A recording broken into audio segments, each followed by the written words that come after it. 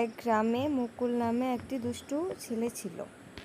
একদিন সে গ্রাম থেকে বেরিয়ে যায় ঘুরতে ঘুরতে ঘুরতে সে একটি জঙ্গলে চলে আসে এবং জঙ্গলের ভিতরে যেতে যেতে সে কিছু দূর এগিয়ে দেখতে পায় একটি বড় গাছ এবং গাছটির ওপর একটা পাখি বসেছিল। তারপর সে সেই রাস্তা দিয়ে এগিয়ে যেতে থাকে। যেতে যেতে একটি চিকন গলিতে সে একটি দরজা দেখতে পায় এবং সেই দরজাতে লেখা ছিল জাদুকরি জঙ্গলের রাজ্যে স্বাগতম। তারপর সে সেই জঙ্গলে ঢুকে পড়ে। তারপর এগিয়ে যেতে যেতে সে একটি অদ্ভুত প্রাণী দেখতে পায়। অদ্ভুত প্রাণীটি বলে, আমি টিঙ্গা, তুমি কি আমাদের সাহায্য করবে?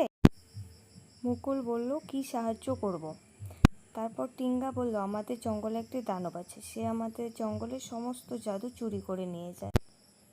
তুমি যদি তাকে হারাতে পারো তাহলে আমরা সবাই মুক্তি পাবো। এই বলে টিঙ্গা মুকুলকে একটি জাদুর তরোয়াল দিয়ে বলল, আমার সাথে চলো, আমি পথ দেখিয়ে নিয়ে যাচ্ছি।